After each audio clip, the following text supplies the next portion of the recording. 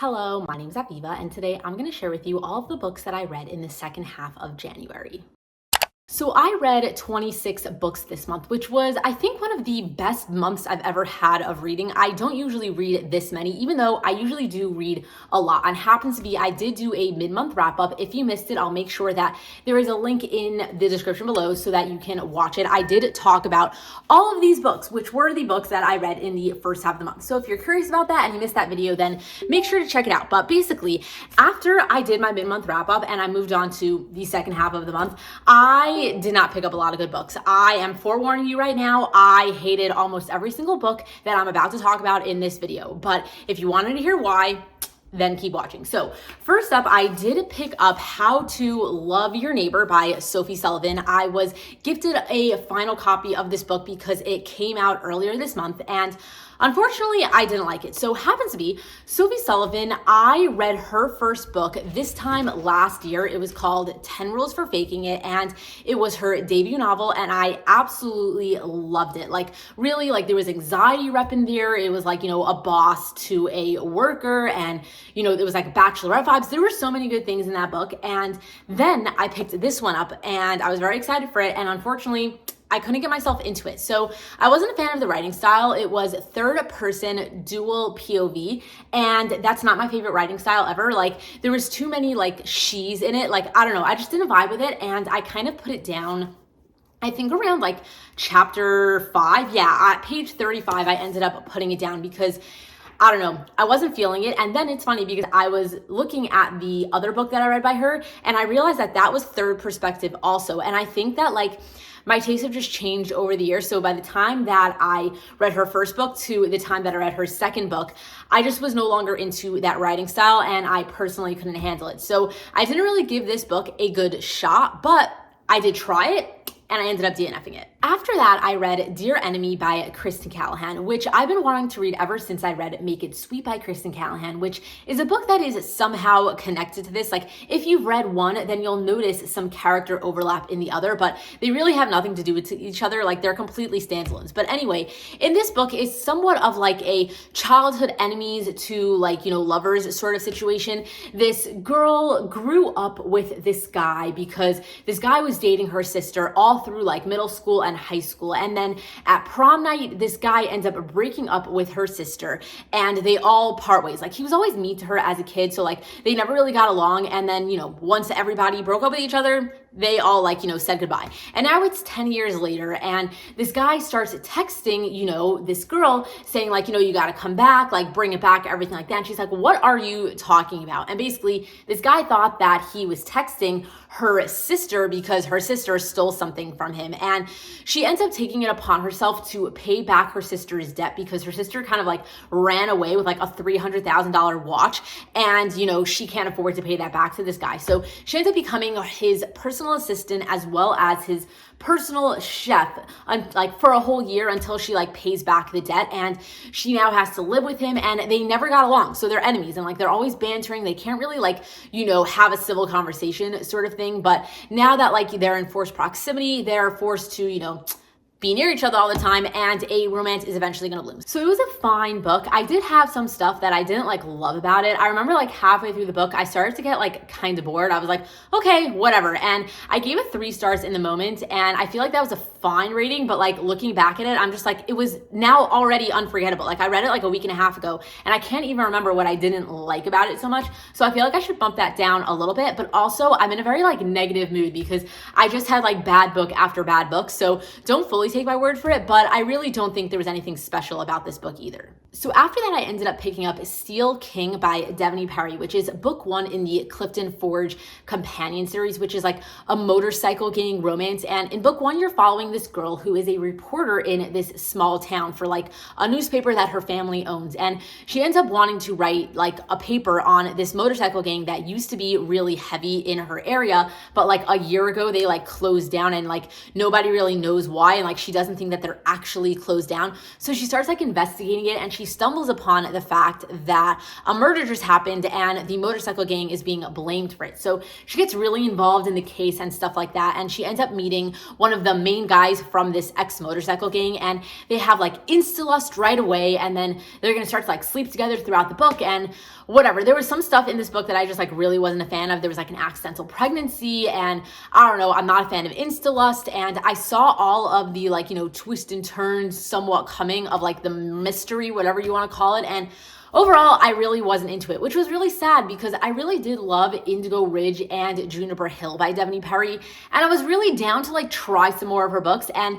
after I read this one, I did a little bit more research into some of her other stuff, and I realized that she just writes a lot of tropes that I'm personally not into, like second chance romances, accidental pregnancies, insta-lust, stuff along those lines, which some people are into, but personally, I'm not. So I didn't really like this book. I kind of honestly wish I DNF'd it, but I somehow made it all the way through, and I don't know if I'm going to read anything else by Devney Perry anymore. But if you want to change my mind and you have a book that you think I should check out by her, feel free to leave me a comment down below because I'm down. I'm just like wary at the moment. After that, I thankfully had a very good book, which was the Mindfuck series by St. Abbey. So this is technically 5 novellas like mixed into one really large book, but I'm just considering it one book because I just thought it was a big book, even though people are like considering it like 5 reads for the month, which I really don't get, but like, to each their own. Anyway, this is about a girl who is a serial killer and ends up falling in love with an FBI agent. This book is really hyped up at the moment. I read it like right as the hype was starting, and I absolutely loved it. Like literally beginning to end, couldn't put it down. I thought it was absolutely amazing. If you're into like Criminal Minds and you want like a book version of it mixed with a good romance, then like this is seriously the book for you. It was so freaking good. Like, I don't know, just everything about it, I loved it. Like, it's much heavier than you might expect it to be. Like, this girl is a serial killer for a reason. She has a very, very traumatic past, and you're slowly going to learn about it as the story goes on of like, why is she a serial killer? Why is she killing all of these people to get revenge on them? Because something crazy happened to her, and this FBI agent is going to be a part of her case, and he is slowly going to figure out what happened, and then he doesn't know that she's the serial killer, and it's a really, really good book. I feel like you should just go into it like and figure it out for yourself because it's seriously like, it's a mind fuck. Like, no joke. It's amazing. After that, I ended up picking up one more good book, which was A Not So Me Cute by Megan Quinn. So this book was actually very kindly gifted to me by one of my followers, Diana from Blondie's Book Corner. So thank you so much for sending this to me because I so much liked it, and it was one of the only good books that I did read in the second half of the month. So very grateful for that. But anyway, this is a fake dating book with a billionaire and this girl who just lost her job. So she just lost her job. She wasn't really sure what to do, and then she ends up running into this billionaire guy who happens to need a fake fiance because he kind of told one of these people that like he's doing a deal with that he does have a fake fiance, and they're supposed to go to dinner together on Saturday night. So once they bump into each other, he kind of like proposes this to her, and then she ends up saying yes after like, being very hesitant, like goes a little bit back and forth. But once she commits, and she ends up moving into his house, pretending to be his fake fiance. And then obviously like, they're slowly going to catch real feelings for each other. So this book is actually much seamier than I expected it to be. It was really good, really like laugh out loud funny. There were so many funny freaking moments in this book that I literally like was cracking up for. I thoroughly did enjoy this book. I think I gave it like 4 or 4.5 stars in the moment. I can't remember what I didn't love. Oh, right. It was a little bit of a hasty ending. Like at the end, everything kind of like, closed up really quickly. And I was like, okay, this is like being a little bit dramatic just for the heck of like, having a catalyst so like everything could work out at the end sort of vibes. But besides for the ending, which I just thought felt a little bit rushed, it really was a solid read. After that, I ended up picking up the first 3 books in the Devil's Night series by Penelope Douglas. So Corrupt, Hideaway, and Kill Switch. I never made it to the 4th book because I actually really hated the series and I couldn't get myself to pick it up. I feel like I could sit here for like 25 minutes and rant about everything that I really didn't like about this book, but I'm going to try to do it really quickly because I feel like it. So first up, we have Corrupt, which I actually weirdly enjoyed. I was very uncomfortable reading this book like the entire time, but by the end of it, I was kind of into it. I ended up giving it like a 4 or 4.5 stars in the moment.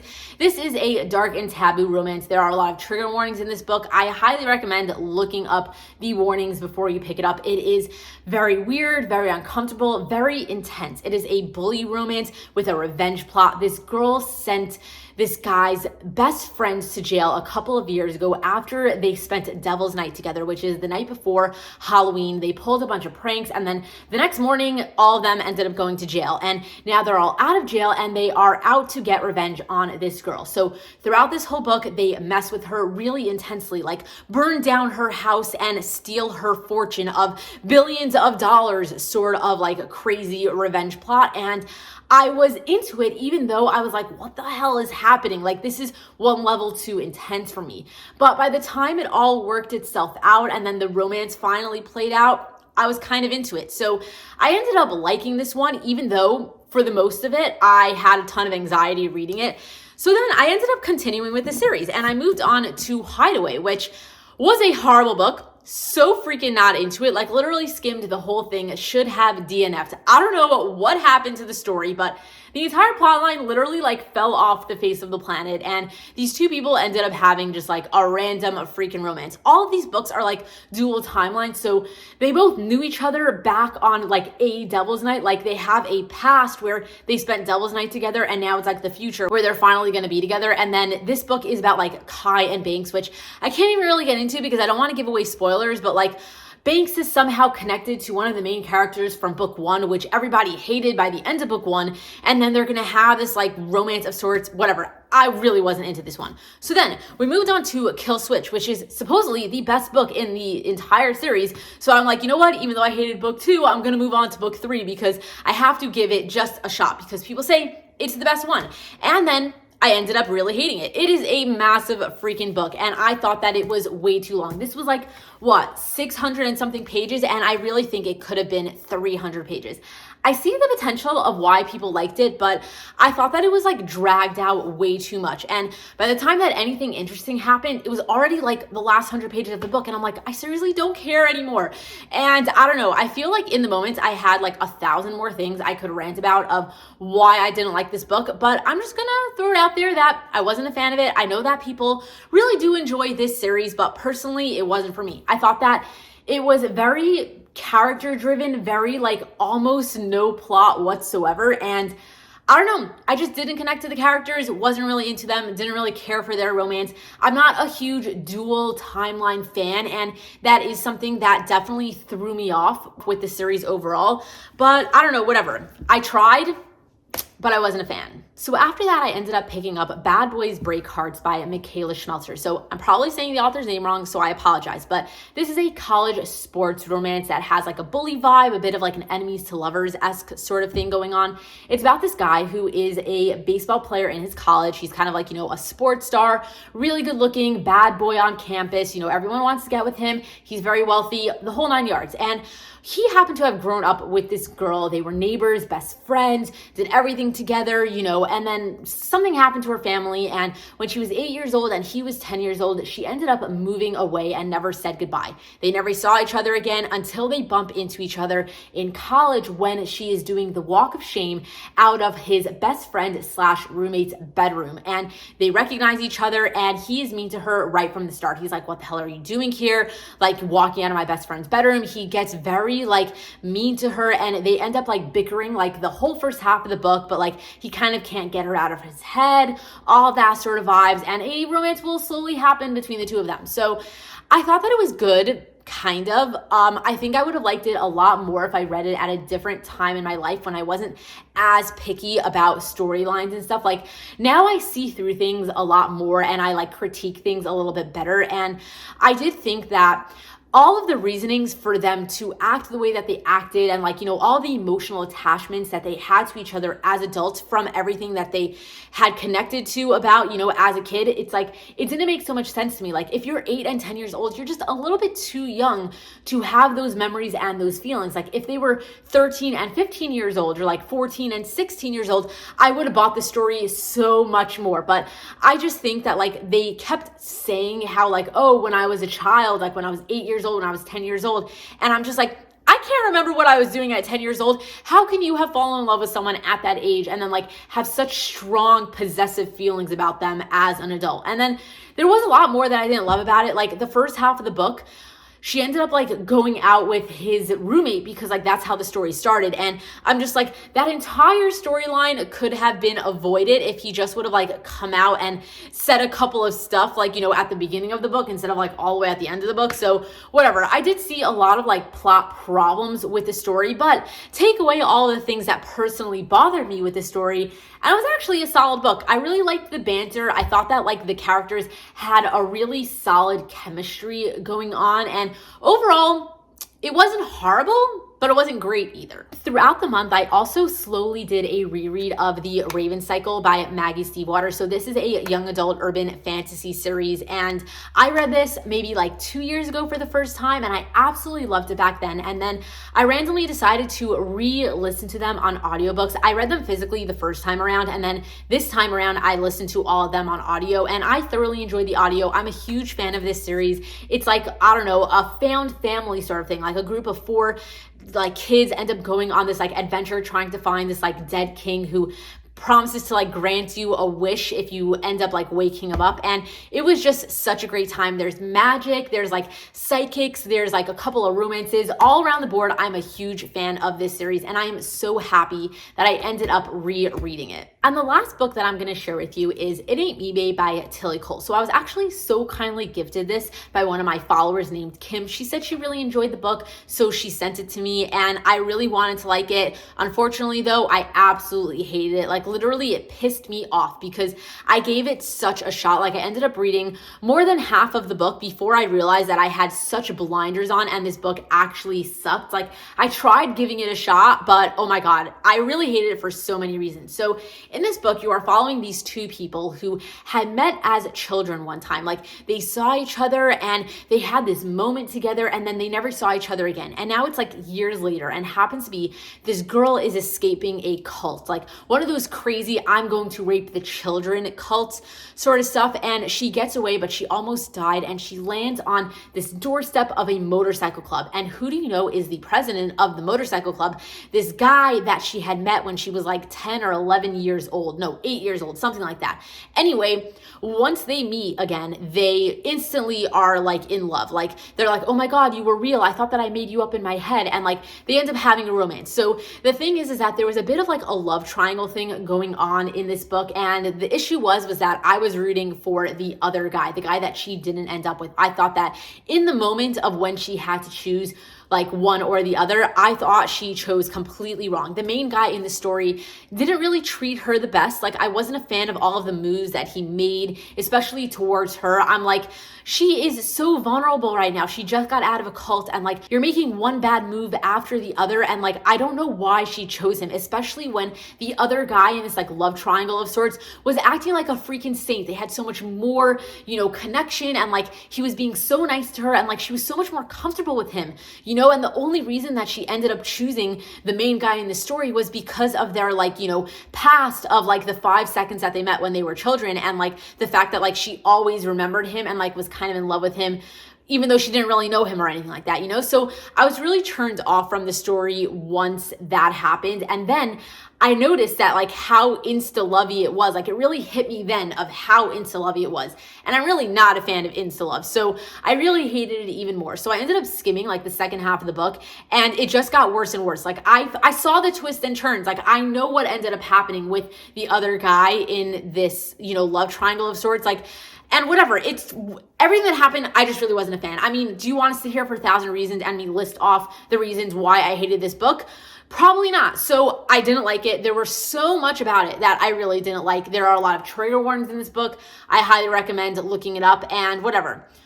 I just wasn't a fan. So that is everything that I read in the second half of January. I apologize that this video probably wasn't the best video I ever made. I'm just in like such a blah mood. I've had bad book after bad book, and I'm just not in the mood. I really have to pick up something good. I'm in just such a funk. And because of that, I feel like I didn't really explain all of these books extremely well, but you get what you get, right? So anyway, let me know if you have read any of the books that I mentioned in this video. Did you feel differently about them? A lot of the books that I read this month were extremely hyped up, and not everybody has the same taste in books. So you might have enjoyed a book even though I didn't like it. So I am curious to know what your thoughts are on all the books that I mentioned. But if you enjoyed watching this video, even though I highly doubt it because I mean, what did I even say in this video? I have no idea. But if you liked it, give it a thumbs up. And if you are not currently subscribed to my channel, hit that subscribe button. And anyway, thank you so much for watching. And until next time, enjoy reading.